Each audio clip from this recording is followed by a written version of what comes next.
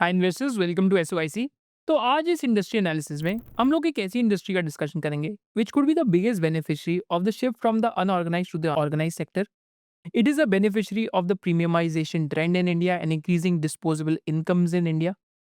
And it is also a beneficiary कि इस industry के अंदर over a period of time consolidation भी प्ले आउट कर सकती है. तो जिस हम इंडस्ट्री की डिस्कशन करेंगे it is similar to the cement industry. Cement industry से क्यों सिमिलर ये है industry? Because it is regional in nature. जिस इंडस्ट्री की आज हम बात करेंगे it is the dairy industry. And dairy industry is not only a beneficiary of all these trends, it is also a beneficiary of quick commerce. क्योंकि quick commerce पे unorganised players milk sell नहीं कर सकते and only organise players can sell. If that channel also opens up तो unorganised to organised का mix increase होएगा.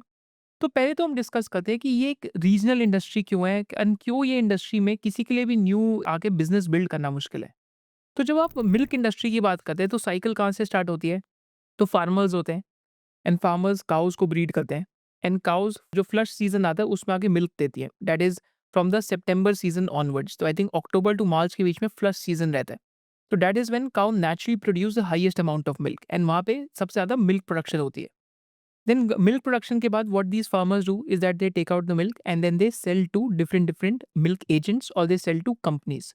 तो जो कंपनीज लेती हैं, अगर सपोज करते हैं अमूल आज लार्जेस्ट कॉपरेटिव है इंडिया में, तो for farmer to sell to Amul वहाँ पे क्या सबसे बड़ी चीज़ होती है? एक ट्रस्ट का फैक्टर होता है. बिकॉज फार्मर के पास काउज लिमिटेड है, स्पेस लिमिटेड है एंड जितना मिल्क प्रोडक्शन हो रही है वो लिमिटेड है.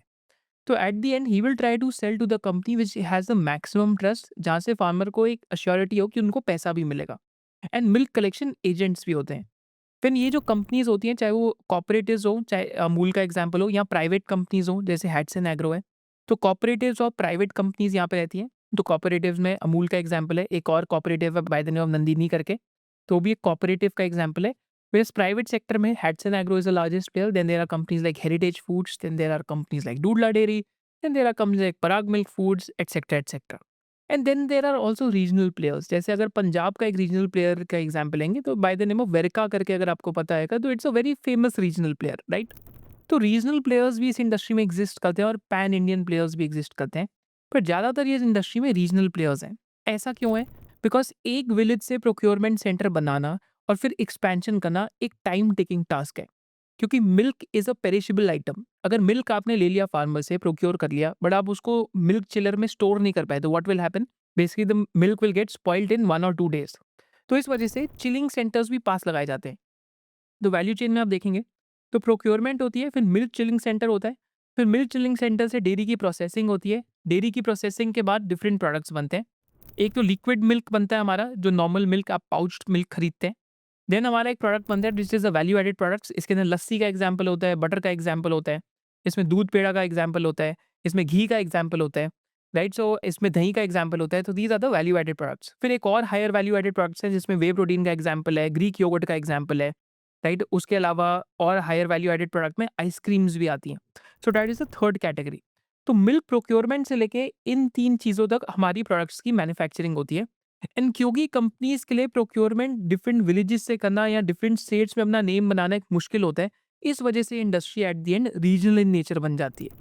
जैसे अगर आप एग्जांपल लेंगे कि इंडिया के अंदर कौन-कौन सी कंपनीज़ इस सेक्टर के अंदर अगर हम देखते हैं यहाँ पे ऑपरेट कर रही है, तो यू विल सी कि पैन इंडिया में basically Gujarat Milk Marketing Federation है, व्हिच ओन्स अमूल एंड सागर.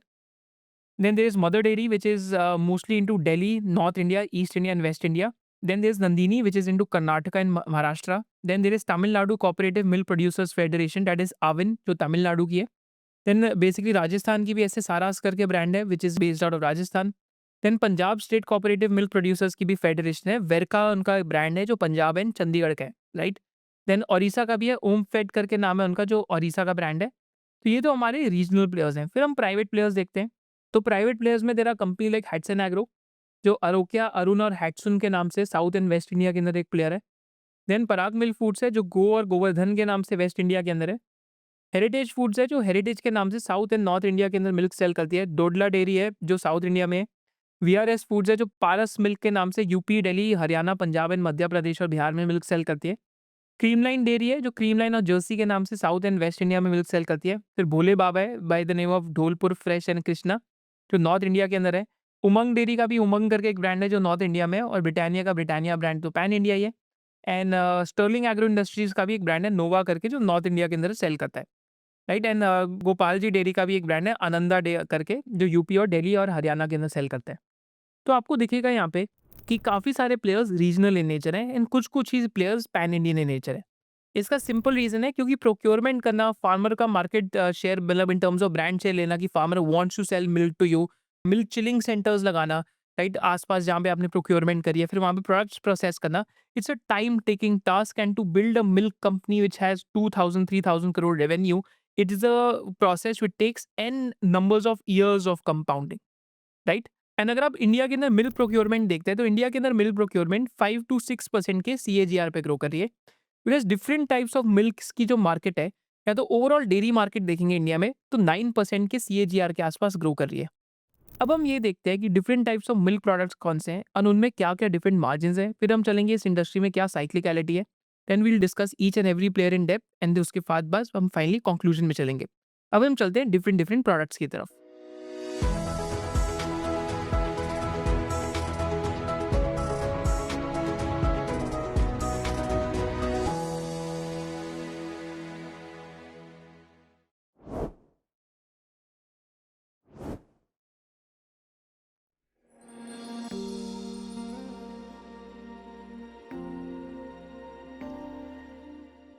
तो अब हम डिफरेंट डिफरेंट प्रोडक्ट्स देखते हैं, एंड हम देखते हैं कि ट्रेडिशनल प्रोडक्ट्स कौन से हैं, वैल्यू एडेड प्रोडक्ट्स कौन से हैं, and new value added products कौन से हैं।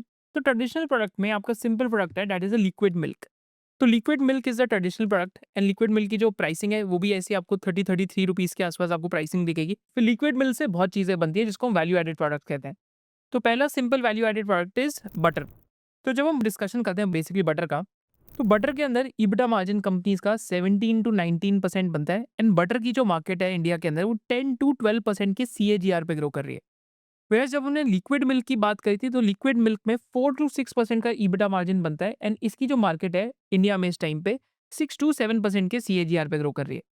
फिर हम देखते हैं वैल्यू एडेड प्रोडक्ट्स में क्या आता है। देन बटर मिल्क या लस्सी की बात करते हैं, तो this is also an example of value added products, right. So this is also there. तो अगेन यहाँ पे पर ML जो प्राइस है that will be much higher than traditional milk, and ये 25 रुपीज़ का एक पैकेट है, right. This is for example of lassi. And अगर हम बटर मिल्क और लस्सी की मार्केट देखते हैं इंडिया में कि किस पेस पे ग्रो कर रही है, तो देन वी विल फाइंड कि कंपनीज का इस प्रोडक्ट में EBITDA मार्जिन 10 to 12% का है, एंड यहाँ पे मार्केट की जो ग्रोथ रेट है FY 18 to 23 के बीच में 15% के आसपास थी। हम FY 23 से 28 में 11% के आसपास ग्रोथ रेट आ सकती है। फिर हम डिस्कशन करते हैं अदर वैल्यू एडेड प्रोडक्ट्स की तरफ। जैसे इंडिया में अभी बहुत एक इंडिया प्रोटीन डेफिशिएंट कंट्री है, तो प्रोटीन डेफिशिएंट कंट्री में थिंग्स लाइक पनीर की अगर हम बात करें, तो paneer plays a role specially in the vegetarian diet. तो paneer also comes under the value added product mix, and paneer का जब हम डिस्कशन करते हैं, तो पनीर के अंदर बेसिकली 19 to 21% का EBITDA मार्जिन है डेयरी कंपनीज का, एंड यहाँ पे 15 to 17% के आसपास CAGR है मार्केट ग्रोथ रेट में। तो पनीर की मार्केट ही 15 से 17% पे ग्रो कर रही है। आजकल तो एनालॉग पनीर का भी बहुत ट्रेंड आ गया है, यूट्यूब पे पता नहीं क्या क्या वो पनीर का आयोडीन टेस्ट हो रहे होते हैं। बट अगर आप इन कंपनीज का डिस्कशन करेंगे, तो 15 to 17% पे पनीर की ओवरऑल मार्केट ग्रो हो रही है इस टाइम पे। देन हम बात करते हैं प्रोडक्ट्स लाइक कर्ड। तो कर्ड में EBITDA मार्जिन 19 to 21% है, एंड कर्ड की भी मार्केट 12 to 15% CAGR पे ग्रो हो रही है। तो curd is something like this, right. तो कर्ड में मिष्टी दही भी आती है, नॉर्मल कर्ड भी आती है, राइट। तो यहाँ पे एग्जाम्पल क्या है कि आप लोग सोच रहे होंगे कि एक बेसिकली योगर्ट भी आता है, बट योगर्ट की जो प्राइसिंग है that will be much higher than the curds pricing, right. तो योगर्ट जैसे ये पूरी दही का जो पैकेट है ये 25 रुपए का है, and I think this is 200 grams, whereas this packet of Greek yogurt is 85 grams and this is for 60 rupees. So this is the difference. So ये न्यू वैल्यू एडेड में आता है, and this is in the value added product mix. Curd का example है, and mishti dahi basically इस curd से भी छोटी है, एंड मिष्टी दही का भी जो बेसिकली ये पैक है that is of close to 80 grams, and ये 25 रुपीज़ की है, whereas ये 200 ग्राम्स का पैक आपका 25 रुपीज़ का है। So that's the difference, but still this market is growing at a rate of 12 to 15% CAGR, right. So this is again I am telling you this visually, आपको ये याद रहेगा कि जो मिल्क कंपनीज ट्रेडिशनल प्रोडक्ट्स से value added products में आ रही हैं, तो जनरली वो इसकी बात कर रही हैं। कुछ न्यू एज कंपनीज है जो इसकी भी बात कर रही है, that is the new value added products, right. फिर हम स्किम्ड मिल्क प्रोडक्शन की भी बात करते हैं, and basically we can also discuss things like मतलब जो जिससे आप चाय बना सकते हैं, जैसे मिल्क पाउडर हो गया, तो this is also there.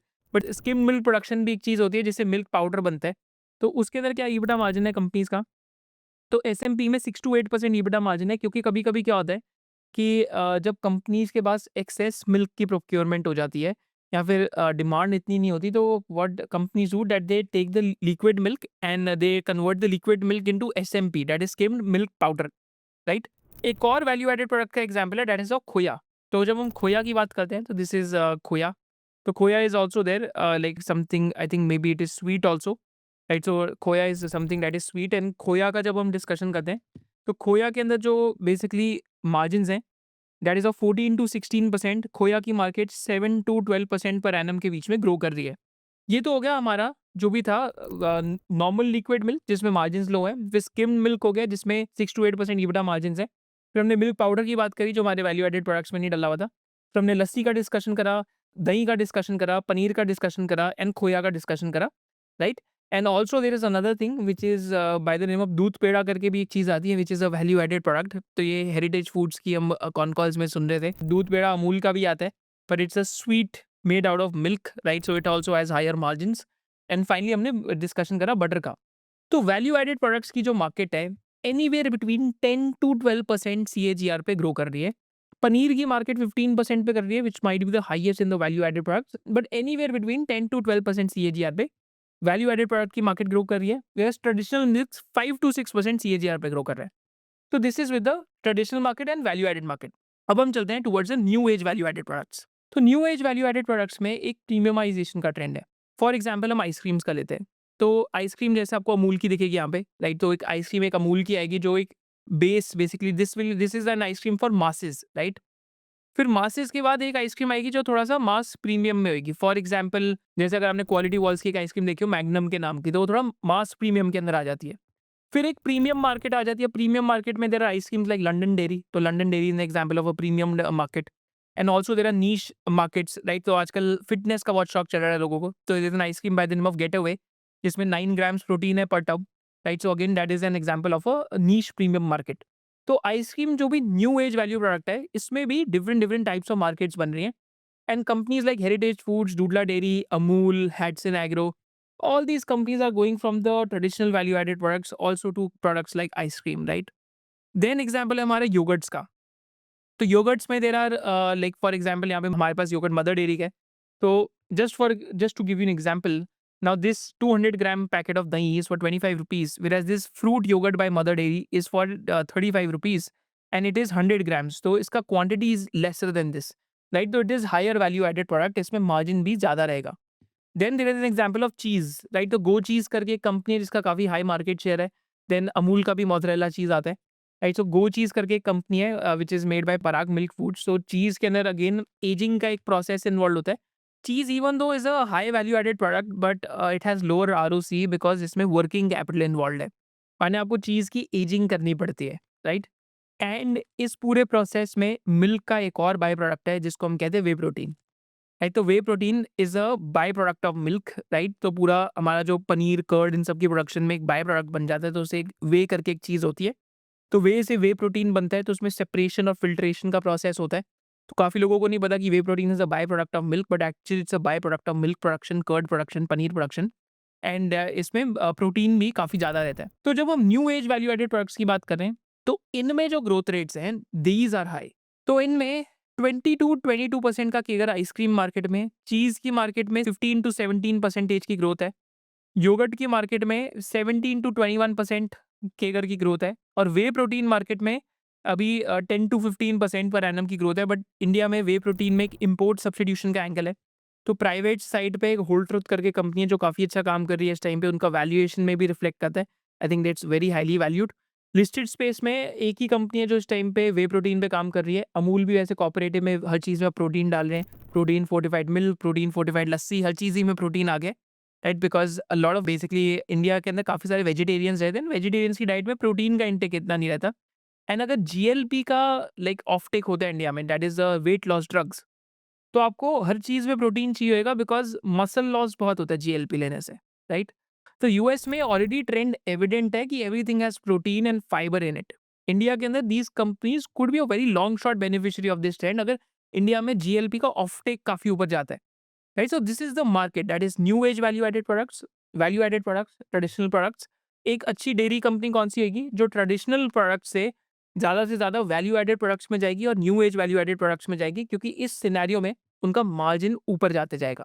So this is with the product profile and this helps you to understand the sector in a way कि आप देख के जो अंडरस्टैंडिंग कर सकते हैं, शायद से आप सिर्फ पढ़ के अंडरस्टैंड ना कर पाए।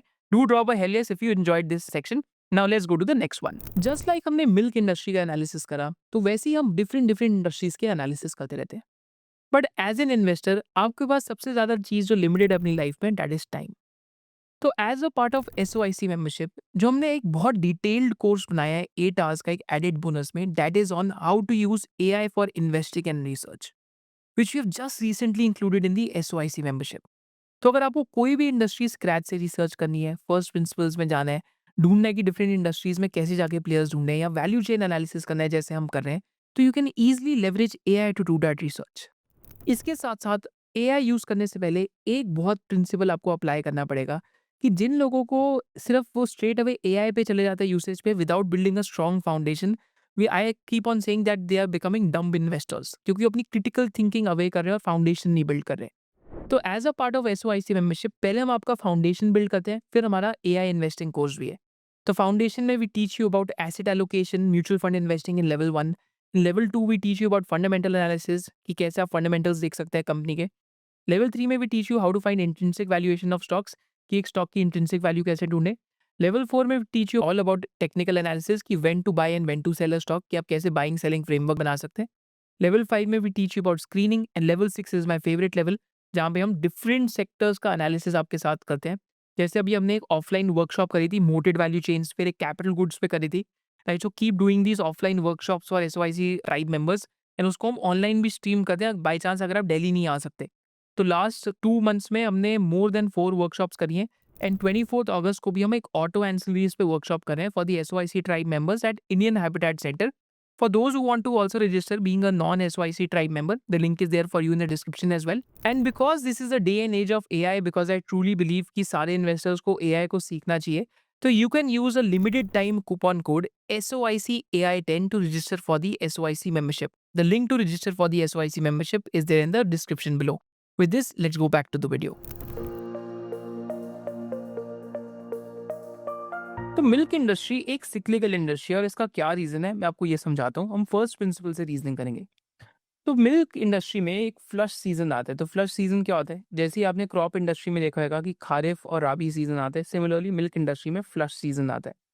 तो फ्लश सीजन एक सीजन होता है जहाँ पे cow produces more milk than usual due to improve feed availability and climate. तो यूजुअली इंडिया में फ्लश सीजन कब होता है? तो मॉनसून्स के बाद अक्टूबर से लेके फरवरी का जो पीरियड होता है, it is known as a flush season, because यहाँ पे ग्रीन फॉडर बहुत अबंडेंट होता है एंड टेम्परेचर्स मॉडरेट होते हैं, एंड काउज की हेल्थ बेटर होती है, कंफर्ट ज़्यादा होता है, न्यूट्रिशन बेटर होता है, which leads to increase lactation. तो during this period of time cows give milk. Right, तो फ्लश सीजन अगर अच्छा जाएगा तो that is what leads to surplus raw milk, and surplus raw milk skim milk powder में भी companies बना सकती हैं, घी में भी बना सकती हैं फॉर ऑफ सीजन यूज, या फिर फैट की भी सेल्स हो सकती हैं। Right, so this is the flush season milk. Always remember, अगर फ्लश सीजन खराब जाएगा तो मिल्क प्रोक्योरमेंट प्राइसेस बढ़ेंगे, बिकॉज मिल्क की सप्लाई घटेगी, एंड अगर डिमांड कॉन्स्टेंटली ग्रो कर रही है तो it will lead to higher prices और हायर प्रोक्योरमेंट प्राइसेस।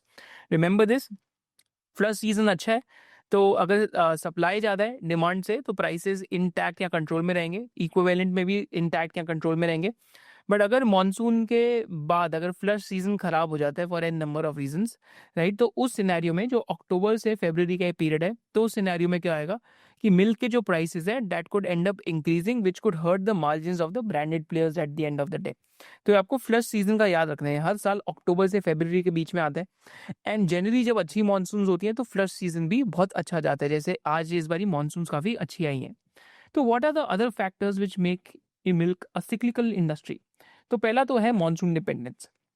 जैसे इस बारी मानसून अच्छी है तो इसके बहुत सारे मल्टीपल ऑर्डर कॉन्सिक्वेंसेज है, just think about those consequences. So first consequence of a good monsoon is कि अगर हम एक बारी सिंपल वे में समझे कि मानसून से क्या होता है, अच्छा फॉडर मिलता है। अच्छे फॉडर से क्या होता है, कैटल की फीड अच्छी होती है। कैटल की फीड से क्या होता है कि cattle gives more milk during the time of October to February. But एक और भी इशू इस सिनेरियो के अंदर क्या है कि अगर मॉनसून ज़्यादा ही अच्छी हो जाए तो कंपनीज की जो वैल्यू एडेड प्रोडक्ट का सेल्स होता है, जैसे आइसक्रीम हो गया, जैसे योगर्ट हो गया, या जैसे दही हो गया, राइट, जैसे बटर मिल्क हो गया, या ठंडी चीज़ों का जो सेल होता है वो डिक्लाइन कर जाता है, राइट।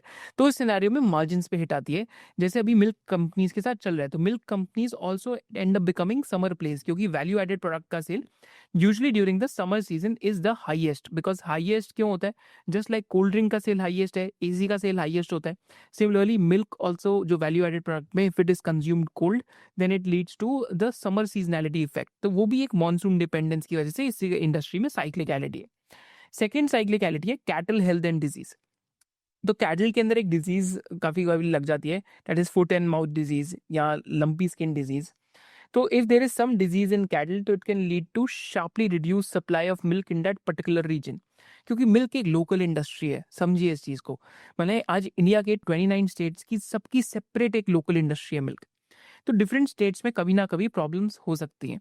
तो आपको ये चीज़ याद रखना है, अगर हम किसी साउथ इंडिया का मिल्क प्लेयर पढ़ेंगे तो वहाँ पे कैटल डिजीज अगर लगे तो मिल्क प्रोक्योरमेंट प्राइसेस ऊपर जा सकते हैं। That is something to remember.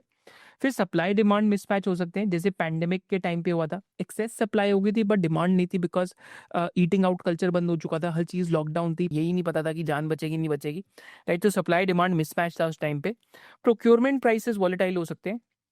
For example जो 2023 के अंदर हुआ था, तो 2023 का फ्लश सीजन इतना अच्छा नहीं गया था, जिसकी वजह से मिल्क के प्राइसेस बढ़ गए थे। पर ये सब टेम्पररी रहता है इस इंडस्ट्री में। आपको ये चीज़ याद रखनी है कि इस इंडस्ट्री को अगर हमें अच्छे से प्ले करना है तो we must understand this cycles. जो इन साइकिल्स को समझेगा, जो इस इंडस्ट्री का डीएनए समझेगा, he will be able to become a master of cycles in the milk industry. And a lot of people do this shallow cyclical investing. ऐसी cycles नहीं आती कि कंपनीज लॉसेस में चले जाती हैं, बट शैलो साइकिल्स होती हैं कि मार्जिन 1-2-3% से नीचे जा सकते हैं और अच्छे सीजन में 1-2-3% से बढ़ सकते हैं। तो shallow cyclical industry, it's not like cement industry की लॉस में ही चला गया, राइट। सो या फिर it's not like a sugar industry जो लॉसेस में चला गया। So that is something to remember. और फिर ग्लोबल कमोडिटी प्राइसेस है। तो जो स्किम मिल्क पाउडर है जो एक्सेस मिल्क से बनता है, तो वो यहाँ इंडिया से एक्सपोर्ट होता है। तो उसकी क्या डिमांड है वर्ल्ड में, तो वो भी डिसाइड करता है कि आपके क्या मार्जिन बनेंगे। And flush season and inventory management require करता है। तो काफ़ी बारी, जैसे इस बारी हमने देखा, क्योंकि अच्छी डिमांड नहीं थी वैल्यू एडेड प्रोडक्ट्स की, तो हम हेरिटेज फूड्स की कॉन्फ्रेंस कॉल पढ़ रहे थे। तो हेरिटेज फूड ने कहा कि इस बारी फैट की सेल ज़्यादा है। फैट की सेल क्या है? That is bulk butter. Bulk butter बिना ब्रांड के बिक जाता है, क्योंकि डिमांड हमेशा रहती है। तो फैट की सेल आप तब ज़्यादा करते हैं जब आपके पास बाकी प्रोडक्ट्स को बनाना है बट बाकी प्रोडक्ट्स के लिए अभी डिमांड नहीं है, तो you do excess fat sales. Fat sales losses पे होती है फॉर कंपनीज, राइट। तो that is something to remember कि फैट की जब सेल कर देगी कंपनी ज़्यादा, जब डिमांड कम होगी, मॉनसून सीजन अगर ज़्यादा अच्छा गया, वैल्यू एडेड प्रोडक्ट्स नहीं बिक रहे, तो that can also lead to a capacity mismatch and seasonality element. And finally cost inflation है। तो इंडिया में मिल्क प्राइसेस जनरली 4-5% पे ग्रो करते हैं, because it is link to the inflation at the end of the day. Last 2 years से grow नहीं कर रहे थे, अब वापस 4-5% से ग्रो कर रहे हैं। तो जनरली इस इंडस्ट्री का 4-5% ग्रोथ रेट तो रहना चाहिए, बिकॉज कस्टमर को प्राइस हाइक पास ऑन करने में थोड़ा सा एक लैग लगता है, 1-2 क्वार्टर लगते हैं, even though it's a low cost commodity item, right. But milk के अगर कभी प्राइसेस बहुत तेजी से चले गए ऊपर, तो it's a part of food inflation basket. जब भी हम कंज्यूमर प्राइस इन्फ्लेशन देखते हैं, तो उसमें nearly half of the basket is food price inflation, right. तो it ends up becoming a policy matter also, right. तो मिल्क के प्राइसेस अगर कभी बहुत तेजी से ऊपर चले गए तो it can abnormally impact the margin of the milk branded companies. This is something जो आपको ये रिमेंबर रखना है कि ये इंडस्ट्री में ग्रोथ रेट बहुत लॉन्ग टर्म रहने वाली है, बट इसमें मार्जिन की साइकिल होंगी। जो इन्वेस्टर ये चीज समझ गया मार्जिन की साइकिल को, for them this is an industry जहाँ पे वो इजीली ट्रैक कर सकते हैं, क्योंकि यहाँ पे शुगर की तरह आपको दिमाग बहुत ज़्यादा नहीं लगाना। यहाँ पे मिल्क तो बिकने ही वाला है, इंडिया में डिमांड तो रहने ही वाली है। तो आपको ये साइक्लिकलिटी एलिमेंट एक समझ के चलना पड़ेगा। तो ये साइक्लिकलिटी का जो एलिमेंट है, अब अभी हम कंपनीज के जो मार्जिन है उसके अंदर जाके देखेंगे कि मार्जिन के अंदर कहाँ रहते हैं। तो let me just open stock scans and stock scans में हम आके देखते हैं। तो यहाँ पे पहले मैं आपके साथ हेरिटेज फूड्स का एग्जांपल खोलता हूँ। तो हेरिटेज फूड्स में आप देखेंगे तो 2022-2023 में अगर आप देखते हैं तो ईबिटा मार्जिन नीचे चले गए थे, राइट। 2020 में तो लॉसेस में आ गई थी company because of like Covid year, right. तो 2022-2023 में ईबिटा मार्जिन नीचे हो गए because of the reasons I explain. Now it has gone back up. अब हेरिटेज फूड्स में वैल्यू एडेड प्रोडक्ट का मिक्स भी बढ़ रहा है, तो शायद से मार्जिन का band from 5 to 7 will structurally move towards 8 to 11, that we'll see. Similarly Dodla Dairy का एग्जांपल लेते हैं, जो एक काफ़ी इंटरेस्टिंग कंपनी है इस सेक्टर के अंदर। तो यहाँ पे भी आप देखेंगे, तो यहाँ पे आप चेक करेंगे क्योंकि इनका थोड़ा वैल्यू एडेड प्रोडक्ट का मिक्स ज़्यादा है। यहाँ पे भी मार्जिन्स नीचे गए, right? So let me open the annual thing. यहाँ पे भी मार्जिन्स 2023 में 6.8% के आसपास आए, but still much better than Heritage Foods, because इस कंपनी में वैल्यू एडेड प्रोडक्ट्स का मिक्स ज़्यादा है। This is something to remember, right? तो जैसे जैसे आपका वैल्यू एडेड प्रोडक्ट्स का मिक्स मूव होता है, इंप्रूव करते हैं, वैसे वैसे आपके मार्जिन्स नॉन साइक्लिकल होते जाते हैं। जैसे हैट्सन एग्रो का एग्जांपल लेते हैं यहाँ पे। तो हैट्सन एग्रो के अगर आप मार्जिन्स देखेंगे तो हाईएस्ट मार्जिन है लिस्टेड स्पेस में, क्योंकि यहाँ पे वैल्यू एडेड प्रोडक्ट का मिक्स बहुत है। तो इनकी अरुण आइसक्रीम मैंने गोवा के अंदर ट्राई करी थी, तो आइसक्रीम का टेस्ट काफ़ी अच्छा था, राइट? बट स्टिल एन एग्जाम्पल कि because they have this brand Arun and Ibaco, right? So they are more into value added products, due to which their EBITDA margins, if you check, have gone to 11 to 12%। And जब procurement prices बढ़े 2023 में, तो भी 9.68% के आसपास था। So this is the reason why milk industry cyclical in nature. अब हम चलते हैं towards each and every business, फिर हम वैल्यूएशंस और टेक्निकल्स की तरफ चलेंगे। But hopefully this gives you an insight कि कैसे इस बिजनेस की हम साइकिल्स और प्ले भी कर सकते हैं। तो पहले तो हम डीप डाइव करते हैं हेरिटेज फूड्स के अंदर, because heritage foods is one of the oldest listed dairy companies in India, and it's a company which was founded by Mr. Chandrababu Naidu, who's the Chief Minister of Andhra Pradesh. Now it is a professionally run company where one of the, I think, Pepsi की senior management में से एक position पे one of the person is running the company right now. तो professionally run company at the moment. And revenue CAGR 16% के आसपास था FY22 to 25 के बीच में, when the new category, like when the new strategy was put into place. And gross profit margin 25% है, EBITDA margin 8% हो गया, and finally the ROC has gone above 20% mark to 24.3%, right? So Heritage Foods का अगर हम strategy देखते हैं जो FY22 के बाद चेंज हुआ, तो उसके बाद क्या परफॉर्मेंस हुआ है, तो FY22 में इनका value added portfolio 26% of the sales था, जो आज 32% के आसपास हो गए। And value added product portfolio में foods, drinkables, sweets and ice cream के आसपास इनके पास प्रोडक्ट्स हैं। एंड FY22 से FY25 तक मिल्क प्रोक्योरमेंट इनका 10% CAGR पे ग्रो करा है, whereas मिल्क सेल्स 5.5% CAGR पे ग्रो करी है, बिकॉज जो इंक्रीमेंटल है वो वैल्यू एडेड प्रोडक्ट्स के अंदर कंपनी सेल कर रही है। सो that is what the strategy that the company is following, and this strategy is also sort of reflecting in the gross profit margin, because last 3 years में the gross profit margin of the company has also gone up, जो हम peer to peer analysis यहाँ पे भी जाके देखेंगे। तो company पास 8 processing plants है, 2.5 मिलियन लीटर्स पर डे की चिलिंग कैपेसिटी है, एंड 3 लाख फार्मर्स के साथ कनेक्टेड है अक्रॉस 9 स्टेट्स। तो ये connection with the farmers is a moat. And distribution network में 2100 प्लस व्हीकल्स है, 7400 plus distributors and 2,05,000 retail outlets हैं, राइट? तो कंपनी वही प्रोक्योरमेंट रेडियस 25 किलोमीटर्स का है, चिलिंग 100 किलोमीटर्स टू मार्केट है, एंड डिस्ट्रीब्यूशन 50 to 60 किलोमीटर्स के रेडियस में कंपनी काम करती है। एंड यहाँ पे आप देखेंगे तो कंपनी कौन से स्टेट्स में, एटलीस्ट 19 स्टेट्स में, तो नॉर्थ इंडिया में भी आ गया हेरिटेज फूड्स, तो it has taking them years to come.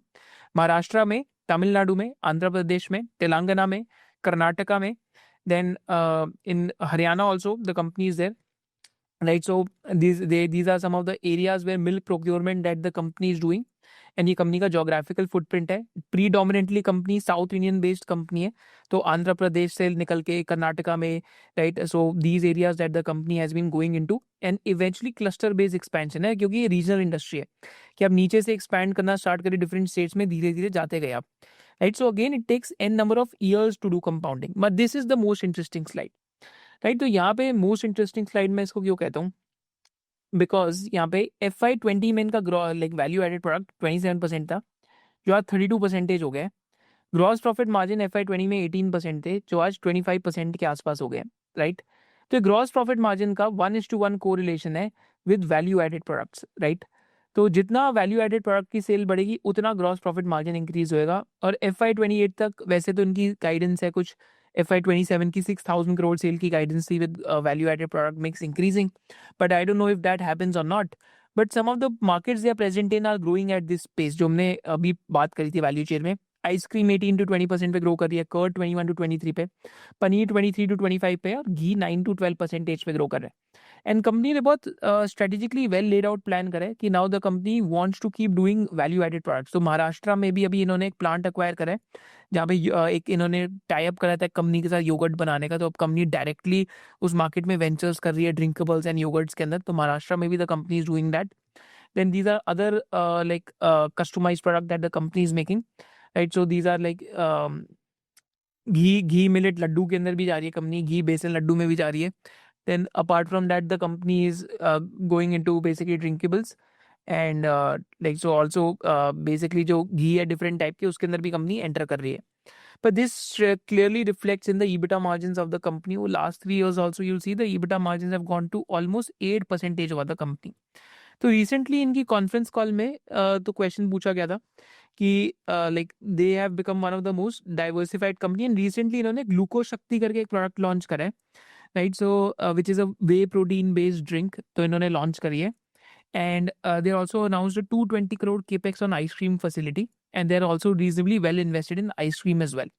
So for these companies, like innovation becomes important. तो कंपनी ने बेसिकली दूध पेड़ा में भी एक प्रोडक्ट लॉन्च करा है, मिलेट लड्डू में भी लॉन्च करा है, ट्रूली गुड ब्रांड के अंदर लॉन्च करा है, and they also have a growing portfolio gulab jamun, rasgulla etcetera, right? So again value added products में कंपनी पास क्योंकि प्रोक्योरमेंट है मिल्क का, अब कंपनी डिफरेंट डिफरेंट एरियाज में जाके एक्सपेरिमेंट कर सकती है. तो इनकी कॉन्फ्रेंस कॉल में एक बहुत इंटरेस्टिंग क्वेश्चन पूछा गया था.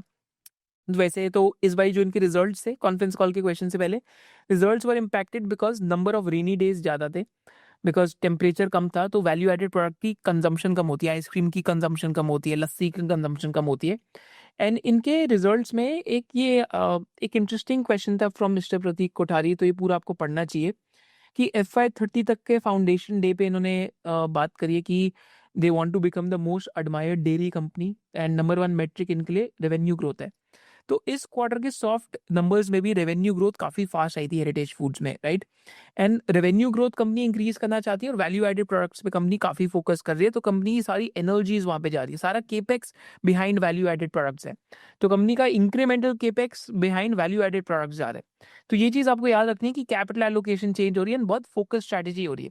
दिस फैक्टर्स रिमेन कि अगेन यहाँ पे लाइक तो may be professionally run company है, बट क्योंकि आज 324 की पी पे मिलता है, तो FMCG कंपनीज मुश्किल है ढूंढनी 23-24 पी की पे. One of the reasons could be because of the political affiliation, that could be one of the reasons. अब हम चलते हैं टुवर्ड्स द नेक्स्ट कंपनी जिसने अभी बिहार एंड झारखंड में भी बहुत एक इंटरेस्टिंग एक्विजिशन करी है. तो नेक्स्ट कंपनी हम जिसका डिस्कशन कर रहे हैं, that is a company by the name of Dodla Dairy, and Dodla Dairy was incorporated in 1995. And just like Heritage Foods, it takes n number of years to do compounding. तो predominantly Dudla Dairy is also a South Indian based player. तो basically अगर हम अभी हम एक example लेते हैं, तो 2007 में कंपनी ने बेसिकली यहाँ पे प्लांट्स लगाए. देन कंपनी ने स्किम मिल्क प्रोडक्शन का प्लांट नेल्लोर में लगाया. Then investment by Black River, तो एक प्राइवेट इक्विटी ने इन्वेस्ट करा, तो युगांडा और केन्या में भी जाके कंपनी ने प्लांट्स लिए. देन द राइज फंड जो ब्लैक रिवर ने अक्वायर करा था, they also invested there. Then acquire 2 plants of KC dairy, तो अगेन कंपनी का ट्रैक रिकॉर्ड है एक्विजिशंस का. International like financial corporation, I think IFC, जो आई थिंक IMF की शायद से एक बॉडी है, वर्ल्ड बैंक की बॉडी है, उन्होंने भी 100 crores इन्वेस्ट करा कंपनी में. तो again because these private equities have invested, तो उनका ड्यू डिलिजेंस काफी स्ट्रॉन्ग रहता है, तो कंपनी में गवर्नेंस इश्यूज नहीं है. वेराइज अगर हम अगर हम और आगे बात करते हैं, तो कंपनी की लिस्टिंग हुई 2021 के अंदर, एंड कंपनी ने फिर एक और कंपनी अक्वायर करी, श्री कृष्णा मिल्क्स करके. तो कंपनी आज आंध्र प्रदेश, तेलंगाना, कर्नाटक और तमिलनाडु में प्रीडोमिनेंटली प्रेजेंट है. महाराष्ट्र में भी ऑपरेशंस है कंपनी के, एंड साथ साथ कंपनी ने अभी बिहार और झारखंड में भी एक एक्विजिशन करी है, वहाँ पे भी एक रीजनल मिल्क प्लेयर अभी इन्होंने रिसेंटली अक्वायर करा है. एंड 61 एकर्स का लैंड पार्सल इन्होंने परचेज करा for dairy business, for Orgafeed business in Maharashtra. So this is the history of Dudla Dairy. This is one of the companies which has one of the most pristine balance sheets and very high return ratios. Just like Heritage Foods, it is sort of like a quasi FMCG company with 2/3 of sale coming from the bulk commodity milk business, 1/3 of the sale coming from the value added product business. तो इनका plant capacity और procurement देखते हैं. तो इनका जो number of procurement centres है, that has gone from 6,771 to almost 7,900. Number of milk chilling units have gone from 94 to 190, because company और भी ज़्यादा वैल्यू एडेड प्रोडक्ट्स के अंदर एंटर कर रही है. प्लांट कैपेसिटी भी कंपनी की इस टाइम पे इंक्रीज हो रही है, और कंपनी ने अभी बहुत बड़ा केपेक्स भी अनाउंस करा है, राइट? तो जस्ट अभी बहुत बड़ी लैंड भी ली है 61 एकर्स के आसपास की. Apart from this, if you look at it, तो इनके वैल्यू एडेड प्रोडक्ट के पोर्टफोलियो में क्या क्या है? कर्ड है, लाइक देन फ्लेवर्ड मिल्क है, मिल्क बेस्ड स्वीट्स है, पनीर एंड चीज़ है, घी है, योगर्ट है, बटर मिल्क एंड स्वीट लस्सी है, आइसक्रीम है। आई थिंक इस वीडियो के बाद मेरे को लस्सी पीनी पड़ेगी personally, but these are all the things that the company is doing. And pasteurised pouch milk है, and ultra high I think जो टोन्ड मिल्क है, तो I think toned and double toned milk भी कंपनी बना रही है। Whereas company का value added product का सेल देखते हैं, तो again similar strategy like Heritage Foods है, because this is the numero uno strategy for this companies to grow. कि बेस बिजनेस आपने बिल्ड कर लिया मेहनत करके, आफ्टर 10 20 30 ईयर्स प्रोक्योरमेंट बिल्ड करके, अब आप वैल्यू एडेड प्रोडक्ट्स में जाके मार्जिन इंक्रीज कर रहे हैं। तो वैल्यू एडेड प्रोडक्ट्स में आके देखेंगे तो इनकी सेल 432 करोड़ से 973 करोड़ की हो गई है वैल्यू एडेड प्रोडक्ट्स की, राइट। तो gross profit margin along with that has been sort of going up, right. तो gross profit margins I think FY 21 में वैसे बेस्ट थे, but gross profit margins are still after Hatsun one of the highest in the industry gross profit margins they have. EBITDA margins also last 2 3 years में have been inching upwards and PAT margin तो ऊपर जा रहे हैं। whereas value added products की जो इस 35% का कंट्रीब्यूशन हो गया सेल्स में, एंड इसमें पर घी का बहुत बड़ा कंट्रीब्यूशन है, तो ex of ghee 27% value added products इनकी सेल्स है। But it's like a consistent compounder business. If you look at it, 1944 crore से आज टॉप लाइन 3720 करोड़ की हुई है। बट इस कंपनी में एक इंटरनेशनल प्रेजेंस है युगांडा और केन्या में, which is a 30% plus ROC business. But again यहाँ पे अभी रिसेंटली एक्विजिशन हुआ है, ओसाम करके एक बिहार एंड झारखंड की कंपनी है जो कंपनी ने ली है। तो यहाँ पे 10% मार्केट शेयर है ओसाम का। तो in this industry either you can grow by doing greenfield capex in new states and doing big branding expenses, और you can go and acquire a company in a different state to mark your presence. So Dudla Dairy has a track record of acquiring companies and successfully merging them. So यहाँ पे भी इन्होंने 282 crore revenue company का acquisition करा है, जिसके gross profit margin 2% lower है आज डूडला डेयरी से, जहाँ पे कह रहे हैं एक्सपेंशन करेंगे ग्रॉस प्रॉफिट मार्जिन में। सो this is a company which is based predominantly operates in Bihar and Jharkhand states, और 271 करोड़ का इस कंपनी को अक्वायर करा है। तो ऑलमोस्ट 1 टाइम सेल्स पे इस कंपनी का एक्विजिशन करा है दूधला डेयरी ने, राइट। सो यहाँ पे इनका स्ट्रैटेजी क्या है कि अगेन दूधला डेयरी का जो विजन है ग्रोथ स्ट्रैटेजी का, उसके साथ वेल अलाइंड है। प्रोडक्ट पोर्टफोलियो डाइवर्सिफाइड है, जोग्राफिकल प्रेजेंस इंक्रीज करती है, झारखंड और बिहार में प्रेजेंस बनाती है। हाई क्वालिटी इंफ्रास्ट्रक्चर है ओसैम का, एंड डिस्ट्रीब्यूशन भी अच्छी है, मिल्क प्रोक्योरमेंट की भी स्ट्रैटेजी डिफरेंट स्टेट्स में जाके अनलॉक हो जाती है। So this is with Osam and this is with Dodla Dairy. अब दूधला डेयरी की कॉन्फ्रेंस कॉल में आते हैं एंड ओसैम एक्विजिशन बारे में एक और पढ़ते हैं। Just over here, just a second, right. So Osam का जो एक्विजिशन है, तो सो दिस इज देयर कि it gives them presence in east markets, for example Bihar and Jharkhand, which are improving from GDP point of view. But on the other side, the ability to further improve and rationalize the operating structure of cost will give them an improvement in margins. तो इस thought process से geographical diversification करते हुए southern markets में enter करें। हम लोगों ने डूडला डेयरी का बहुत अच्छा peer to peer analysis towards the end of the session भी करा है, तो डू स्टिक फॉर दैट। अब हम चलते हैं टुवर्ड्स द नेक्स्ट 2 कंपनीज, उसके बाद हम टेक्निकल एनालिसिस, वैल्यूएशन और पीयर टू पीयर एनालिसिस के अंदर चलेंगे। नेक्स्ट कंपनी पे चलते हैं, that is Parag milk Foods. And Parag milk Foods 1992 में स्टैब्लिश हुई थी। तो 100% cow milk through direct farmers relationship and village level collection centre से सोर्स करते हैं, and also they have their own Holstein cows which they keep mentioning. तो प्राइड ऑफ द काउज करके भी इन्होंने एक ब्रांड बनाया है। तो कंपनी नंबर 2 है चीज़ के अंदर, 35% मार्केट शेयर है, and number 1 in branded cow ghee करके भी एक कोई चीज़ बोलते हैं, तो उसमें 22% मार्केट शेयर है कंपनी का। तो core value added product company का 57% टोटल रेवेन्यू है। देखिए कंपनी काम बहुत इंटरेस्टिंग कर रही है, ब्रांडेड प्रोडक्ट्स के अंदर है, बट मेरे को कभी एक चीज़ समझ नहीं आई इस कंपनी में कि gross profit margin why is it still lesser and why EBITDA margin are still lower. I think probably the reason is क्योंकि procurement of this Dodla Dairy, Heritage Foods या हेडसन एग्रो का प्रोक्योरमेंट स्ट्रॉगर है, क्योंकि इस company ने अपनी खुद की काउज भी, हॉलस्टीन काउज भी रखी हुई हैं। एंड कंपनी का कॉग्स का एक्सपेंडिचर ज़्यादा है क्योंकि अभी इकोनॉमीज ऑफ स्केल अचीव नहीं हुआ।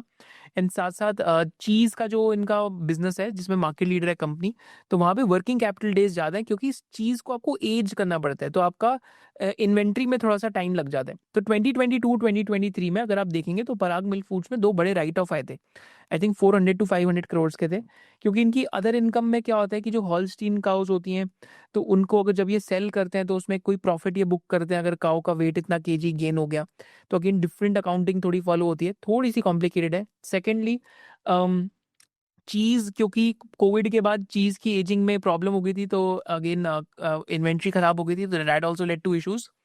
And I think thirdly also लाइक गवर्नमेंट ने कुछ डेयरी इन्फेंट पाउडर का फॉर्मूला चेंज कर दिया था, वे प्रोटीन का मतलब कुछ लाइक मेथोडोलॉजी चेंज कर ली थी लाइक लाइफ की, तो वहाँ पे भी एक राइट ऑफ आया था। तो after 2 years of write off finally company has come back to profits. Recently हम इस कंपनी को क्यों पढ़ रहे हैं मैं आपको ये भी बता देता हूँ। कंपनी में प्रेफरेंशियल इशू हुआ है, 161 करोड़ के वारंट्स हुए हैं प्रेफरेंशियल इशू साथ, जिसमें investors like Utpal Sheth and other investors have invested, जो हम बाद में पीयर टू पीयर एनालिसिस में भी देखेंगे। सो this is a brief about the company. अब कंपनी के प्रोडक्ट्स क्या है, तो कोर कैटेगरी में अगेन ये कंपनी पूरा का पूरा ब्रांड्स बनाने की कोशिश कर रही है और ब्रांड में डील कर रही है। बट प्रोक्योरमेंट साइड पे हमें मेरे को लगता है प्रोक्योरमेंट साइड पे थोड़ा एडवांटेज वीक है, इसलिए ग्रॉस प्रॉफिट मार्जिन लोअर है पीयर्स के साथ। जब हम फाइनेंशियल एनालिसिस करेंगे तब आप सीखेंगे।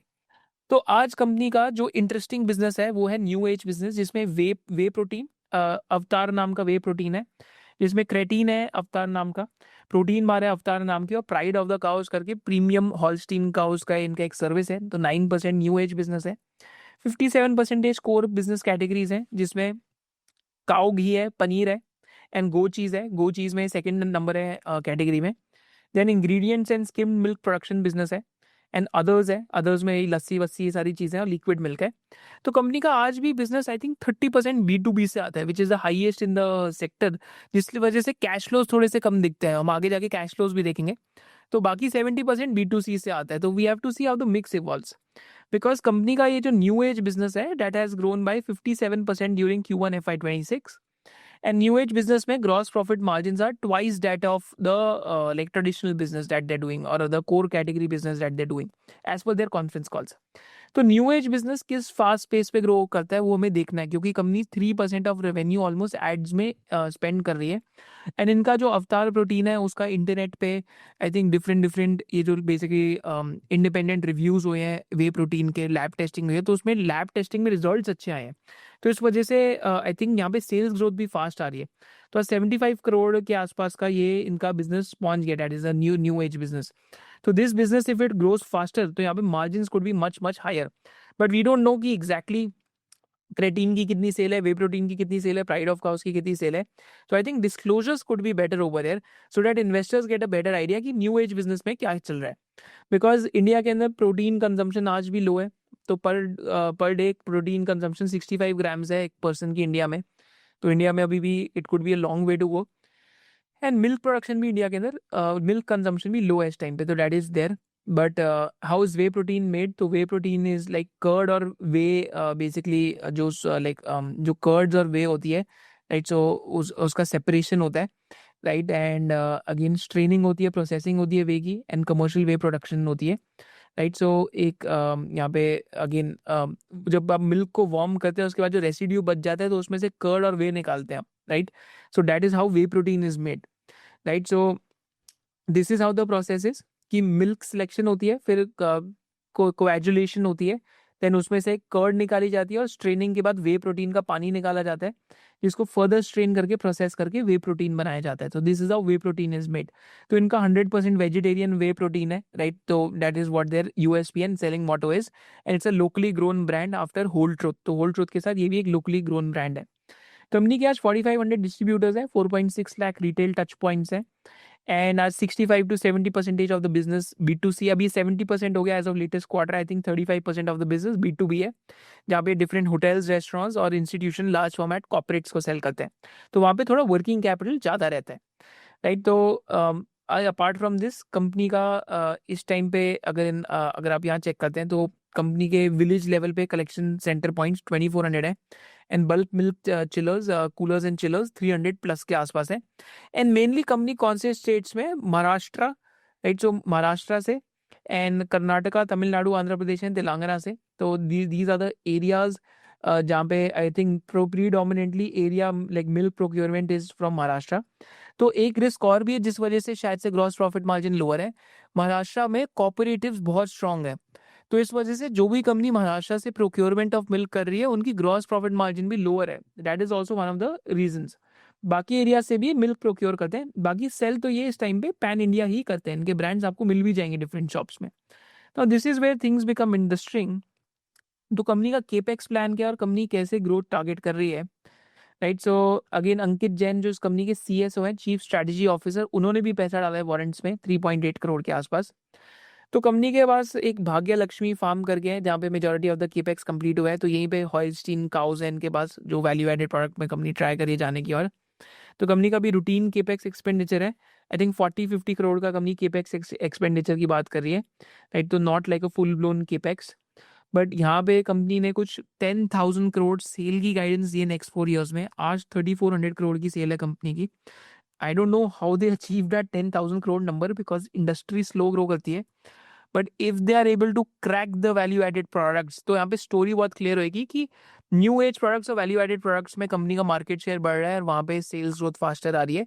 तो वही आपको पीस ट्रैक करना है along with the margin of the company. Now I don't have a very solid answer at the moment कि क्या मार्जिन एक्सपैंड होंगे नहीं होंगे, बट यहाँ पे थीसिस पॉइंटर यही हो सकता है कि जो न्यू एज प्रोडक्ट्स हैं इनके, जो न्यू एज बिजनेसेस हैं, वहाँ पे 2x ग्रॉस प्रॉफिट मार्जिन है of average gross margin of the company. तो न्यू एज प्रोडक्ट्स में 2 times gross profit basically margin है कंपनी के। तो that is something that is interesting if the mix changes. But Twitter पे एक बहुत funny thread भी लिखा हुआ है इस कंपनी में, तो आप जाके पढ़ सकते हैं। I think someone by the name of Ankit has only written it. तो ही टॉक्स अबाउट कि in spite of talking so many things, sometimes like पास से यही स्टोरी चल रही है, बट अभी तक मार्जिन एक्सपेंशन दिखी नहीं है। बट अभी क्योंकि बिग इन्वेस्टर्स आए हैं इसमें, तो let's see what happens, because they also might have a thought process. But still I think this is a thesis which will evolve as the facts come to light. Right now, it is more of a story on top, because 4-5 year ka track record is very average in nature. But yes, new age products mein the company is doing something interesting, especially when it comes to the whey protein, pride of cows, because इस business में growth बहुत fast आ रही है। तो अगर ये 20-25% of the business हो गया, तो definitely EBITDA margins and gross profit margins could expand for the company. Right. तो यहाँ पे अगर आप देखेंगे कोर कैटेगरीज और बिजनेस में, तो कोर कैटेगरी इनका चीज और घी वाला बिजनेस है, जो आज 57% ऑफ द सेल्स है। न्यू एज बिजनेस आज 9% हो गया एज ऑफ Q1 FY26, ये 6% एज ऑफ FY25 है। लिक्विड मिल्क 10% है, इंग्रेडिएंट बिजनेस 17% है, और अदर्स 10% है, राइट। तो how the core categories and the new age business grows is something that is worth to be kept a track on. तो this is with Parag Milk Food, जिसका हम financial analysis भी आगे जाके एक बारी करेंगे, क्योंकि gross profit margin has again come back to track from 20% to 26%, and EBITDA margin अब 8.5% हो गया। एंड कैश फ्लोज जो नेगेटिव थे, वापस कैश फ्लोज भी 212 करोड़ का कैश फ्लो दिखने लग गया कंपनी का, राइट। एंड पैट भी 53 करोड़ से 119 करोड़ हुआ है। तो पैट मार्जिन में भी एक्सपेंशन हुई है कंपनी के। तो रिमेनिंग टू बी सीन कि how these margin could go up, because इस कंपनी का अगर EBITDA मार्जिन 11-12-13% हो गए, तभी इनकी ROC 15-20% बनेगी, जो आज इनकी ROC नहीं बनती 15-20% की। तो मैंने आपको स्टोरी बता दी, मैंने आपको नंबर्स में क्या ट्रैक करना है वो भी बता दिया, एंड प्रोडक्ट मिक्स बारे में भी बता दिया। These are the things to track, and past issues भी मैंने आपको बिजनेस के डिटेल में बताए। Now let's come to Hatsun Agro. Then we'll go towards the peer-to-peer analysis, valuations, and technicals. So Hatsun Agro is founded by RG Chandra Mogan. So I think intelligent fanatic founder NK. And they have these ice cream brands. Arokia is their milk brand. Arun is their ice cream brand. Hatsun is their curd ghee paneer brand. Ibako is their premier ice cream parlor chain. Right, तो आज company का 35-36% of the business value added products से आता है। And company has one of the most diversified like procurement like in terms of diversified नहीं, मतलब in terms की procurement में company is one of the lowest cost procurers, because brand name in the regions it operates in, it has made very good. So Tamil Nadu is one of the predominant regions where the company operates from, and that is where the company has all these products. तो काफ़ी famous company है South India की, right? And apart from this, this also reflects in their operating margins. Company के operating margin आप देखेंगे तो highest in the sector है। इसका रीजन यही है क्योंकि इनकी प्रोक्योरमेंट बेस्ट है, और वैल्यू एडेड प्रोडक्ट्स में इनकी आइसक्रीम की फैक्ट्रीज और आइसक्रीम में भी बहुत स्ट्रॉन्ग ब्रांड बन गए। अभी रिसेंटली गोवा में भी एक्सपैंड कर रहा है, महाराष्ट्र में भी सिलेक्टिवली एक्सपेंशन कर रहे हैं, right. So again it's a story of hub and spoke expansion model, but we'll go towards the valuations, क्योंकि ग्रोथ रेट थोड़ी स्लो होगी इस company. Only con which I found is this company is that growth rates are not what they are supposed to be for a company which is like a really good company in the sector. क्योंकि बाकी companies का growth rate 10-12-15% के बीच में आ रहा है, यहाँ पे ग्रोथ रेट लास्ट 2 ईयर से काफी स्लो हो रखे हैं Hatsun Agro में, right. So this is a brief about Hatsun Agro. Now we'll go towards the technical analysis, valuations, peer-to-peer analysis, and the risk factors in these companies, which will make it even more interesting. की risk factor देखते हैं industry का। तो पहला तो milk price volatility है। तो fluctuation due to weather, cattle disease, feed cost impact can impact profitability and farmer productivity. Seasonal supply issue है। मिल्क की आउटपुट सीजनल रहती है from cows to buffaloes and drop sharply in summer requiring stock piling via skim milk powder. Product is perishable in nature, तो that also leads to barriers to entry. And साथ साथ again cooperatives की dominance है। तो companies like Amul, mother Dairy are huge in size, specially Amul. And there I think the size is close to, I think जो उनकी sales है 50,000 करोड़ की sales है अमूल की। So that also is a risk factor because the thing is कि Amul is basically is a completely a giant in this industry. I think 2025 की cell Amul की 90,000 करोड़ थी। आई थिंक 50,000 करोड़ सेल 2020 या 2021 में थी। तो 90,000 करोड़ की सेल है अमूल की। But that is also an opportunity for private players who are able to build a network and are able to keep growing at 10 to 15% per annum. तो स्टेबल ग्रोथ इंडस्ट्री है। And fodder की भी cost inflation हो जाती है अगर monsoon अच्छी ना है। तो इस बारी मानसून अच्छी आई है तो that is not a risk. But इस बारी फिर भी क्योंकि मानसून कुछ ज़्यादा ही अच्छी आ गई तो वैल्यू एडेड प्रोडक्ट की जो सेल्स है वो रिड्यूस हो गई है। तो 2 क्वार्टर का मार्जिन हिट आएगा। जो क्वार्टर 1 में चला गया, क्वार्टर 2 में भी मार्जिन हिट आ सकता है। बट क्वार्टर 3 से जब फ्लश सीजन स्टार्ट होगा तो इस बारी फ्लश सीजन काफ़ी अच्छा एक्सपेक्टेड है बिकॉज मानसून काफ़ी अच्छी है तो फॉर्डर की प्रोडक्शन बहुत होती है। Now let me just go towards the technicals of these companies. And पहले हम टेक्निकल्स देखते हैं। तो ये स्टॉक स्कैन्स पे हम लोगों ने एक इंडेक्स बनाया है मिल्क सेक्टर का। तो ये अब मिल्क सेक्टर का इंडेक्स देख सकते हैं जो हमने स्टॉक स्कैन्स पे बनाया है। I think consistently the index has been going up but just over there this is how the milk sector index looks like. तो आप देखेंगे तो 2020 के बाद it has been an up move. But जब डाउन साइकिल्स आती है तो index itself fell from 537 to 422। तो 20-25% का करेक्शन आता है डाउन साइकिल्स में। लाइक लास्ट टाइम 2018-2019 में तो सारी companies went through a period of correction. But I think milk industry में कुछ स्ट्रक्चरल चेंजेस हुई हैं। एक स्ट्रक्चरल चेंज है कि अब जो मेथड ऑफ डिलीवरी है, अब ब्लिंकिट आ गया या क्विक कॉमर्स आ गया, तो इससे अनऑर्गेनाइज टू ऑर्गेनाइज का मार्केट शेयर गेन काफ़ी हो सकता है। सेकंड है इंडिया में डिस्पोजेबल इनकम बढ़ रही है तो वैल्यू एडेड प्रोडक्ट का सेल्स बढ़ सकता है। तो that is a second structural change. And third structural changes कि नाउ वैल्यू एडेड प्रोडक्ट्स में अनऑर्गेनाइज सेक्टर के लिए आना मुश्किल है। अगर कोई, आप ये नहीं सोच सकते कि कोई दूध वाला ग्रीक योगर्ट बना के बेच रहा हो या कोई दूध वाला पैकेज लस्सी बना के दूसरे स्टेट के अंदर सेल कर रहा हो। तो वो भी एक बैरियर्स टू एंट्री क्रिएट हो रहे हैं। तो आज भी इंडस्ट्री का 40-50% अनऑर्गेनाइज्ड है। तो that over a period of time will also get resolve for. तो ये इंडस्ट्री के अंदर एक स्ट्रक्चरल चेंज है जो नेक्स्ट मल्टीपल ईयर्स के लिए प्ले करेगा। बट हाँ, साइक्लिकल है। तो अगर आप एज स्टॉक स्कैन्स पे देखते हैं तो एक SOIC LTI करके इंडिकेटर है।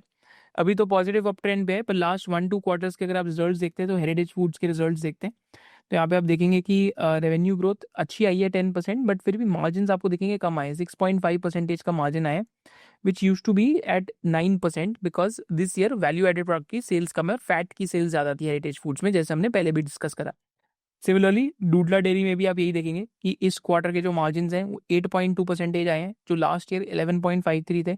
तो highest ever margin I think ब्लू Dodla Dairy hit at that time. And similarly Hatsun Agro में भी आई थिंक सो हैडसन में आपको ये सेम दिखे ना दिखे बिकॉज यहाँ पे वैल्यू एडेड प्रोडक्ट्स बहुत हैं। तो यहाँ पे 14 ऑड परसेंटेज का मार्जिन है बिकॉज अगेन यहाँ पे आइसक्रीम और इन सब चीज़ों की सेल बहुत है। लास्ट ईयर ये मार्जिन 13.91% का था। तो अब हम चलते हैं towards peer to peer analysis. But peer to peer analysis से पहले एक बारी हम ये भी देख लेते हैं कि जो अनलिस्टेड में प्लेयर्स हैं वहाँ पे क्या हो रहा है। तो होल ट्रुथ करके एक ब्रांड है जिसको आज नियरली जिसकी 250 करोड़ की प्रोजेक्टेड सेल्स है FY25 में। एंड होल ट्रुथ को ऑलमोस्ट 2120 करोड़ का सेल एक वैल्यूएशन पे फंड रेज हुआ है अभी।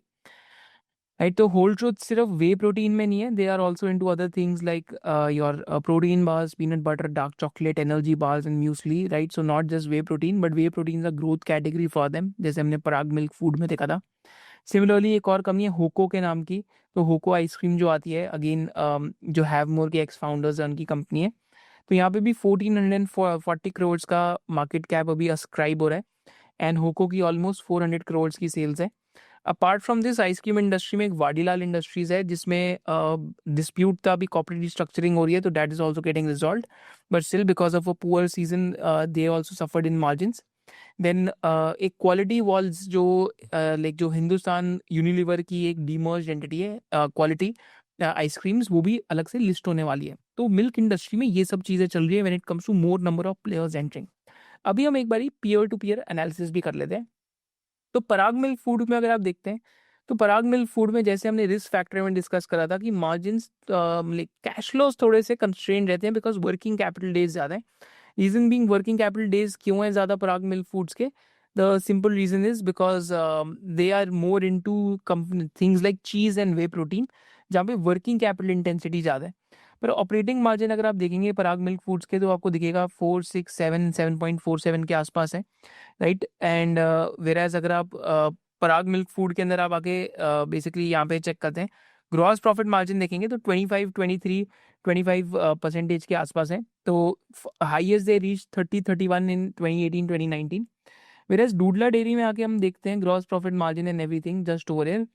तो डूडला डेयरी में अगर आप CFO टू पैट कन्वर्जन देखते हैं तो बहुत अच्छी है, I think one of the best in the sector है।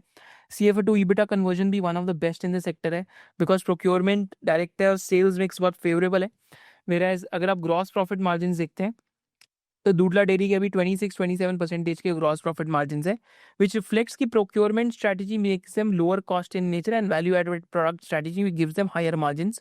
पराग मिल्क फूड के केस में ऐसा क्यों नहीं है कि ग्रॉस प्रॉफिट मार्जिन अभी बहुत हाई क्यों नहीं है? बिकॉज ये जिस कैटेगरीज में है वहाँ पे initially cost is very high, of COGS का भी कॉस्ट है, that is cost of good sold का भी कॉस्ट है, and secondly like below the line का भी कॉस्ट बहुत है, डिस्ट्रीब्यूशन एडवर्टीजमेंट का भी कॉस्ट है। तो they are spending 2 to 3% of the sales into advertising, right. तो पराग मिल्क फूड के केस में ये इसलिए ऑपरेटिंग मार्जिन नीचे दिखता है। बट पराग मिल्क फूड में रिसेंटली एक फंड रेज हुआ है, तो I just show you that fund raise. तो यहाँ पे बेसिकली लाइक रिसेंटली एक फंड रेज हुआ है जस्ट ओवर एयर, जिसमें 161 करोड़ के वारंट्स थे। एंड इस वारंट्स के अंदर what is interesting is that जो कंपनी के CSO हैं अंकित करके, उन्होंने भी इन्वेस्ट करा 3.8 crore. And Utpal Sheth who is one of the main people at Rare Enterprises, he has also participated in this warrants issue. तो प्रॉबली जो हमने बिजनेस जब डिस्कस करा था, तो इनका अगर न्यू एज प्रोडक्ट्स का मिक्स इंक्रीज होता है and if they are able to increase margin then it could become interesting, but still they have not been able to do it historically, so we don't know whether the EBITDA margin increase और not. पर definitely cash flows के अंदर improvement जरूर आई है। तो cash flows जो negative हो गए थे क्योंकि पराग मिल्क फूड ने 2-3 बहुत बड़े बड़े राइट ऑफ्स लिए थे। राइट ऑफ्स किससे रिलेटेड थे? एक तो इंडिया का इन्फेंट बेसिकली जो पाउडर नॉर्म्स हैं वो चेंज हो गए थे, तो they took a write off. Whey protein के पाउडर नॉर्म के लाइक जो नॉर्म्स हैं वो चेंज हो गए थे, दे टुक अ राइट ऑफ। चीज़ की इन्वेंट्री कंटेमिनेट हो गई थी बिकॉज ज़्यादा एजिंग हो गई थी और कोविड टाइम पे बिका नहीं था, they had to take a write off. तो because of these write off they had negative cash flows for 2 years. It's unimaginable to see negative cash flows in a dairy company, but this is what happened. They took write-offs and now the cash flows have gone to all-time high at 212 crores. So what is that lever for margin expansion is that if they keep doing this new age products, but I still don't have a concrete answer कि इनका gross profit margin फिर भी industry peers से lower शायद से इसलिए है क्योंकि they are not able to procure from the basically villages या Tier 3 Tier 4 से जाके, so they have to keep their own cows, right? So that is also one of the reasons procurement, this is where it plays a big role, right? So this is where your financial numbers connect with the story and everything. This is the beauty of financial analysis, right? तो वहाँ पे हमें देखना है कि क्या strategy company करती है, क्या ज़्यादा ब्रांड बनाती है, जैसे इनका अवतार और प्राइड ऑफ मिल्क की ग्रोथ अच्छी आ रही है तो वहाँ पे ज़्यादा ग्रोथ आ जाती है, तो क्या उसमें हायर ग्रॉस प्रॉफिट मार्जिन है? बट ज़रूरी नहीं है कि अगर हायर ग्रॉस प्रॉफिट मार्जिन है, जैसे हमने चीज़ में देखा, in spite of higher gross profit margin absolute ROCE of the product is lower because working capital बहुत इन्वॉल्व है। तो ये मेरे को कंफ्यूजन पराग मिल्क फूड्स में रहती है। Again this is just my confusion, but let's see how it goes because काफ़ी अच्छे इन्वेस्टर्स ने पार्टिसिपेट करा प्रेफरेंशियल इशू में। Then Hatsun Agro है which is the like I'll say the OG company of this sector, but Hatsun Agro का जो valuation multiple है, मतलब I think that is 67 times earnings। ये हाई पी रेशियो क्यों दिखता है? Because they do very aggressive depreciation. अगर आप डेप्रिसिएशन देखेंगे तो बहुत अग्रेसिव करते हैं, एंड इतनी अग्रेसिव डेप्रिसिएशन ये क्यों करते हैं? ताकि एट द एंड टैक्सेस कम पे करने पड़े। सो that is also one of the reasons. But इसको हम कैश फ्लो पे देखेंगे तो ऑलमोस्ट 1400 करोड़ का कैश फ्लो है। आज मार्केट कैप 20,000 करोड़ है, तो almost 14-15 times operating cash flow पे है। But this time cash flow seems much more elevated, 23 के बेस पे लेंगे तो 741 करोड़ का कैश फ्लो है। तो 20 to 25 टाइम्स कैश फ्लो पे बेसिकली कंपनी है। आई थिंक 1450 करोड़ का FY25 का ये नंबर है। right? And OCF to EBITDA, CFO to EBITDA, everything is good over here. Gross profit margins are the highest in the industry at 31% because of the highest value added product mix, right? Because Arun and Ibaco ice cream काफी इनका अच्छा एक product sell करता है, and also the procurement is one of the best in the industry, right? So after like private sector में it will be the largest company at Sun Agro. Then we have Heritage Foods where things are changing on the ground. They've been changing. They're using quick commerce as a platform. They're also getting higher, like more aggressive into value added products, right? So things are changing. But risk factor क्या है? Heritage Foods में it's a company owned by a politician, but it is a professionalized company, right? क्योंकि different political parties आई हैं गई हैं आंध्र प्रदेश में, but 20 years में journey अच्छी रही है हेरिटेज फूड्स की, but that's a risk factor जिसकी वजह से आई अंडरस्टैंड कि ओवर हैंग्स हो सकते हैं वैल्यूएशन पे, इसलिए आई थिंक आज हेरिटेज फूड्स का जो पी मल्टीपल है 24 टाइम्स पे है, but still I think business has been doing well, right? तो लास्ट 3 इयर्स में स्पेसिफिकली वैल्यू एडेड प्रोडक्ट्स पर बहुत मिक्स फोकस है, तो इसलिए लास्ट 3 इयर्स में आप देखेंगे तो 9758 करोड़ पैट से आज 170 ऑड करोड़ का पैट हो गया। FY30 तक का इन्होंने गाइडेंस दिया कि वैल्यू एडेड प्रोडक्ट्स को ये बहुत बड़ा लेके जाना चाहते हैं, जो हमने इंडिविजुअल कंपनी एनालिसिस में भी देखा था। कैश फ्लोज भी आफ्टर 2023 कोविड के बाद, राइट ऑफ के बाद, cash flows have been pretty decent, right? Gross profit margin company के आज 24-25% है, but look at the beauty of financial analysis, because last 3 years में FY22 से they been focusing a lot on gross like value added products. You see the gross profit margins have been structurally going up over it, right? So this is how you do financial analysis, right? So it helps you to understand कि underlying business में क्या चल रहा है, और ROC improvement भी हो रही है कंपनी में. So this could be one of the dark horses जहाँ पे changes होती हैं, but हाँ, आपको प्रमोटर जो पॉलिटिकल लिंकेज है वो आपको इंडिपेंडेंटली सोचना पड़ेगा. तो Dodla Dairy is a good company. Hatsun Agro is like I think the exception company. Heritage foods में चेंजेस हो रही हैं. पराग मिल्क फूड्स में अच्छे इन्वेस्टर्स आए हैं, बट क्या वो ग्रॉस प्रॉफिट मार्जिन क्यों इंप्रूव होएगा या ईबिटा मार्जिन क्यों इंप्रूव होएगा, इसका मेरे पास आज एक सॉलिड आंसर नहीं है, राइट? तो वो आपको एक बारी इंडिपेंडेंटली पढ़ना पड़ेगा कि क्या चेंजेस हो रही हैं. वेराज अगर हम आके वैल्यू एडेड प्रोडक्ट्स का ब्रेकअप देखते हैं, तो वैल्यू एडेड प्रोडक्ट्स का अगर हम ब्रेकअप देखते हैं तो हेरिटेज फूड्स में अगेन ओवर हेयर, तो value added products has gone from 26% to almost 32%, whereas for Dudla Dairy it has gone from 26% to 34%. पर डूडला डेयरी में थोड़ा वैल्यूएशन 30 का पी क्यों मिलता है, उससे ज़्यादा क्यों नहीं मिल रहा? क्योंकि Africa business contributes to 10% of sales. तो केन्या वेन्या में इनका बिजनेस है, तो इंटरनेशनल बिजनेस को एक डिस्काउंट ही मिलना चाहिए हमारे हिसाब से. And value added products ex of ghee is 26% today. तो घी को डाल के 34% सेल है वैल्यू एडेड प्रोडक्ट्स की. वेराज हैट्सन एग्रो देखते हैं, तो हैट्सन एग्रो के अंदर हम टोटल रेवेन्यू देखते हैं तो 6,370 करोड़ से 8,667 के आसपास आए. तो कंपनी साइज में तो काफ़ी बड़ी है इस टाइम पे. And value added products close to 36%, 30s के अंदर घूम रहे हैं, right? So it has been very consistent close to 30s, right? So again this gives you an complete analysis on how you can do peer-to-peer analysis. What do you think about the valuations? तो valuations में आप आगे और क्या काम कर सकते हैं कि हेरिटेज फूड्स आप इंडिपेंडेंटली पढ़ सकते हैं, डूडला डेयरी इंडिपेंडेंटली पढ़ सकते हैं, and you can just see कि कॉन्फ्रेंस कॉल्स पढ़ के कि इन कंपनी का अगर वैल्यू एडेड प्रोडक्ट मिक्स बढ़ता है तो क्या होता है. पराग मिल्क फूड भी आप इंडिपेंडेंटली पढ़ सकते हैं, बट वहाँ पे मार्जिन इंप्रूवमेंट आनी बहुत ज़रूरी है, क्योंकि रिटर्न ऑन कैपिटल एम्प्लॉयड अगर आप बाकी कंपनीज का देखते हैं, जैसे हेरिटेज फूड्स का अगर आप ROC देखते हैं तो 24% पहुंच गया है.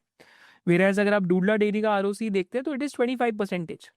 वेराज अगर आप पराग मिल्क फूड्स का ROC देखते हैं तो it is still 13%, right? So ROCE is much lower versus the peers, right? So because यहाँ पे margin improvement and working capital improvement होना चाहिए. Working capital improvement I don't know if it happens और not, but margin improvement is something that maybe जो like stalwart investors and they might be looking at. Whereas Hatsun Agro का ROC कम क्यों दिखता है? Because they are doing aggressive depreciation, but return on equity is still a decent 17 to 18%, which is in line with the sector. But growth rates Dudla Dairy और Heritage Foods की I think top line पे last 2-3 years में थोड़ी better आ रही है versus like Hatsun Agro at the moment. So now with this, let's go towards the conclusion. Do let me know आपको कौन सी सबसे इंटरेस्टिंग कंपनी लगी इस सेक्टर में पढ़ने के लिए. So in conclusion of this video, हम लोगों ने देखा कि इंडिया में मिल्क इंडस्ट्री की क्या वैल्यू चेन है, क्यों एक रीजनल इंडस्ट्री इन नेचर है. फिर हमने देखा कि कंपनीज कैसे ग्रो करती हैं, लिक्विड मिल्क से लेके ट्रेडिशनल वैल्यू एडेड प्रोडक्ट से लेके new emerging value added products तक. फिर हमने ये चीज़ सीखी कि क्यों ये एक इंडस्ट्री साइक्लिकल इन नेचर है, एंड कैसे इस इंडस्ट्री में लॉन्ग टर्म ग्रोथ आ सकती है। Then we discuss multiple players में हमने किन किन की डिस्कशन करी। हम लोगों ने हैट्सन एग्रो का डिस्कशन करा, हेरिटेज फूड्स का डिस्कशन करा, डूडला डेयरी का डिस्कशन करा, पराग मिल्क फूड्स का डिस्कशन करा एंड साथ साथ थोड़ी भी और बिजनेसेस की बात करी जो अनलिस्टेड स्पेस में भी है एंड अमूल वमूल का भी हमने डिस्कशन करा, राइट। एंड साथ साथ फाइनली हमने सेक्टर का टेक्निकल्स और वैल्यूएशन फ्रेमवर्क देखा कि इस सेक्टर के अंदर आप टेक्निकल्स और वैल्यूएशन कैसे लगा सकते हैं। If you love this analysis do let me know in the comment section below कि आपको इस एनालिसिस से आपकी क्या की लर्निंग्स थी। With this I will conclude this video and आप जो चाहते हैं कि हम नेक्स्ट सेशन कौन सी इंडस्ट्री पे करें वो भी आप मेरे को कमेंट सेक्शन में जरूर बताइए। With this I will see you on the next Sunday. जय हिंद।